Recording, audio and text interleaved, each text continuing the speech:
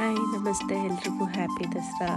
ಆ ದೇವರು ನೀವೇನೇನು ಅಂದ್ಕೊಂಡಿದ್ದೀರಾ ಅದೆಲ್ಲ ನಿಮಗೆ ಬ್ಲೆಸ್ ಮಾಡಲಿ. ಸೊ ನಮ್ಮನೆ ದಸರಾ ಬಂದು ಸಿಂಪಲ್ಲಾಗಿ ಈ ಸಲ ನಾವು ಸೆಲೆಬ್ರೇಟ್ ಮಾಡಿದ್ದು. ಮನೆ ಮುಂದೆ ಎಲ್ಲ ರಂಗೋಲಿ ಹಾಕಿ ಆ್ಯಕ್ಚುಲಿ ನಾವು ಗಾಡಿ ವಾಶ್ ಮಾಡಿರಲಿಲ್ಲ. ಬೆಳಗ್ಗೆ ಎದ್ದು ಗಾಡಿ ವಾಶ್ ಮಾಡಿ ಸೊ ಗಾಡಿ ವಾಶ್ ಮಾಡೋದ್ರಲ್ಲೇ ಟೈಮ್ ಆಗಿತ್ತು. ಹಾಗೆ ಗೇಟಿಗೆ ಹಾಗೆ ಎಲೆಕ್ಟ್ರಿಸಿಟಿ ಬೋರ್ಡ್ ಇರುತ್ತಲ್ಲ ಅದಕ್ಕೆಲ್ಲ ನಾವು ಪೂಜೆ ಮಾಡಿ ಸೊ ಇವತ್ತಿಂದ ಆ್ಯಕ್ಚುಲಿ ನಂದು ಮೆಟರ್ನಿಟಿ ಲೀವ್ ಕೂಡ ಮುಗಿದು ಇವತ್ತಿಂದನೇ first day of joining after maternity leave.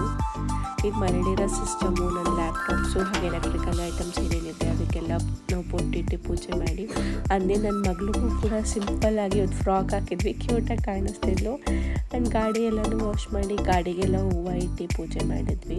So ನಾನು ನಿಮ್ಗೆ ಹೇಳ್ದಂಗೆ after 6 months of maternity leave ಇವತ್ತು ಜಾಯ್ನ್ ಆಗ್ತಿರೋದು.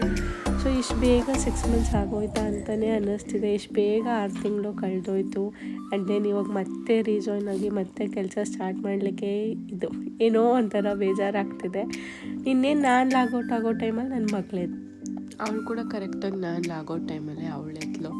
ಸೊ ಅದೇನೋ ನನಗೆ ಗೊತ್ತಿಲ್ಲ, ಹಬ್ಬ ಟೈಮಲ್ಲಿ ಫಂಕ್ಷನ್ಸ್ ಟೈಮಲ್ಲಿ ನನಗೆ ಫೀವರು ಕೋಲ್ಡು ಆ ಥರ ಆಗೋದು. ಸೊ ವಾಯ್ಸ್ ಕಂಪ್ಲೀಟಾಗಿ ಚೇಂಜ್ ಆಗೋಗಿದೆ. ಅದು ಕೂಡ ಇವತ್ತು first day of work after 6 months of maternity leave ಮತ್ತೆ ಜಾಯ್ನ್ ಆಗಿರೋದು.